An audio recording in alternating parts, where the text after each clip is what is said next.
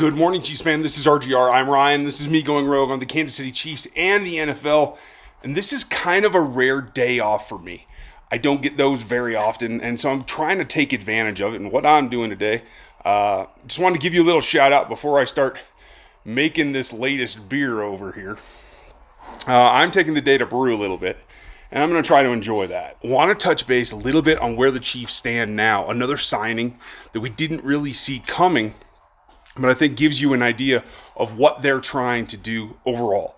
And it's a situation, I think, that Demarcus Robinson was able to rejoin the team, because he didn't have the market that he had hoped, and quite frankly, the market that I had thought he would. I really expected him to have a lot of interest, a lot of teams kind of vying for his services, and clearly that's not the way that it worked out. I don't know if that's specifically because of drops, anything, overall. I think he's generally productive, but when he got out in the market, I think what he found was that this rush that was affected by the Diggs trade, like all kinds of wide receivers in particular, kind of set him up to be in a position where he wasn't going to get the same kind of contracts.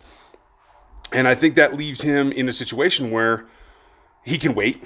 He can just sit around and kind of hold on for it and see if the third wave gives him any better options or teams that might be more interested in what he's doing.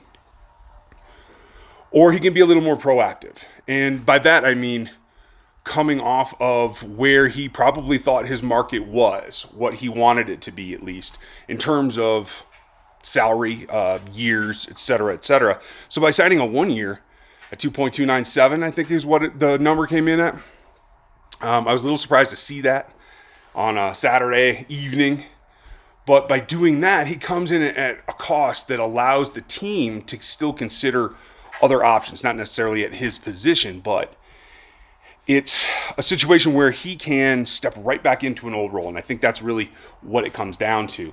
The interesting thing that I think is part of the Chiefs' calculation about this is that there's this rule now in the new CBA that because of specific clauses, and I don't have the details yet, I'll have to really dig into that CBA to really know what this cause is from, but the result is that despite making that 1 year salary at 2.29, he's only going to count $1 million against the cap. And that is certainly something that they can live with and allows them to even do more so than they had originally thought.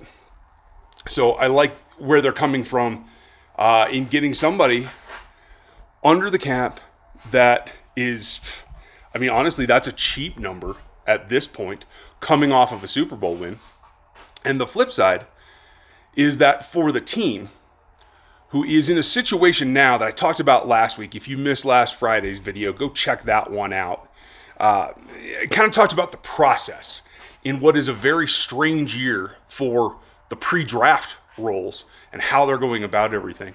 And what that gives them is a guy that they don't have to go scout. They don't have to go dig up information on. They don't have to really kind of PI their way, private investigator their way into his life to find out if he's a guy that they want to make a draft choice out of.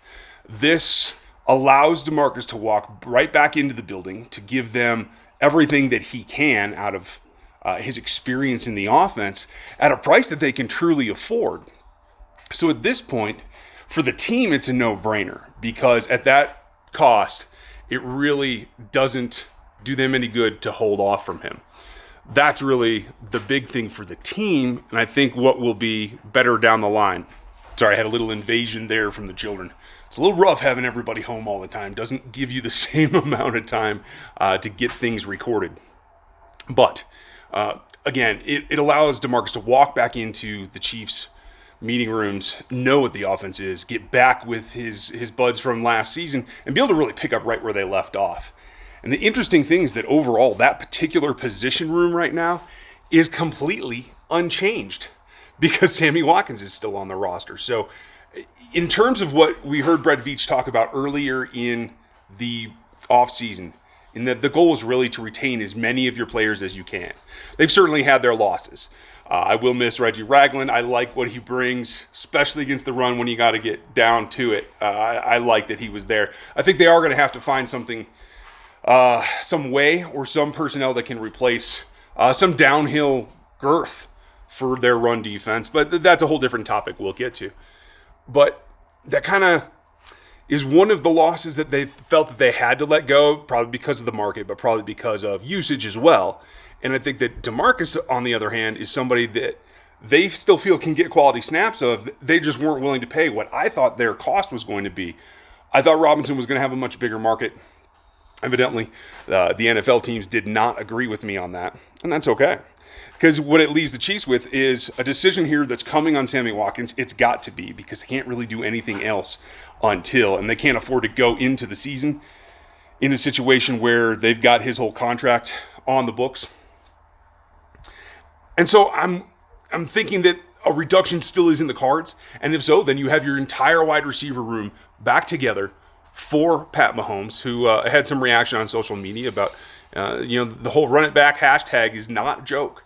It's not pie in the sky. They want to get as many of these guys back as they can from what is a Super Bowl team. And yes, they have improvements they have to make, but it allows them to pick up where they left off and make a couple of key additions. And we'll talk about that in the draft, as we have been already, and we will certainly continue going forward. But it also leaves them a little bit of room. When that Sammy deal gets done, or the Chris Jones thing gets done, one way or the other, it does allow you a little bit of room, and being so inexpensive and having your wide receiver depth there. If they choose to move on from Watkins, you know that they can make a draft choice. I think that changes the priority of where that draft choice will be, in fact.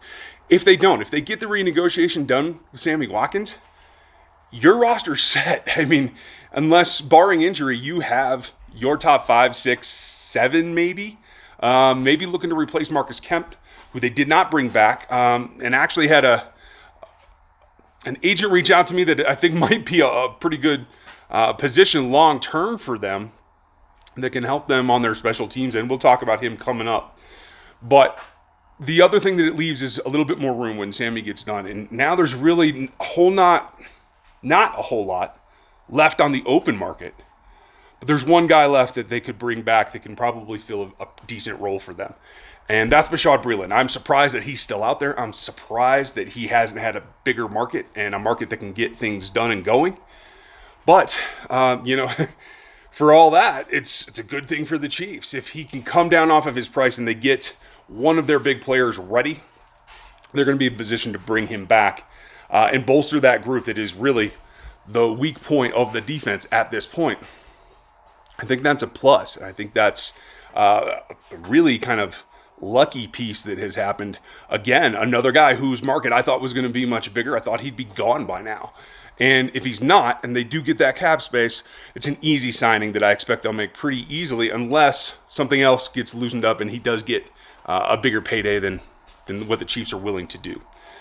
And if they do that, that definitely shores up what they have to do in the draft. It lessens the load in terms of trying to double up on DBs and get corners in the market. And then on top of that, that allows you more leeway with what you have to get for Chris Jones or what you have to give up in contract to Chris Jones. I still think it's a 50-50 at this point, whether he is a Chief. There is a scenario that continues to play out that he could be back. And none of this hurts it. If anything, it gives it a little bit of a lift. So I think that it's definitely a possibility that this is all keeping costs down to keep as much of the Super Bowl team together as you possibly can. So kudos to them. I think it's been a long, strange process. You've seen the Athletic Matrix. I'm going to continue on that. The draft guide's coming along. I've been working my tail off. This is the first day I've had off in 3 weeks. And so I just thought I'd make a little beer and try to have a decent day off. And I'll get right back to the grind. We'll have the live stream Q&A on Monday night, like always. I'll continue producing videos. Dan Harms is going to be back with another prospect look, and we'll continue looking at film as well. So keep it here, spread the word, check out a couple of other things on Locked On Chiefs. We always have content there, and Chris is doing a great job running down the cap stuff, and I'm looking at the prospects, so hope you guys are checking out the podcast as well. Appreciate your time today. I'm going to go make some stuff, and I'll talk to you guys later. Have a good one. Stay safe. Check these out as they come up on your screen, and I'll check you next time.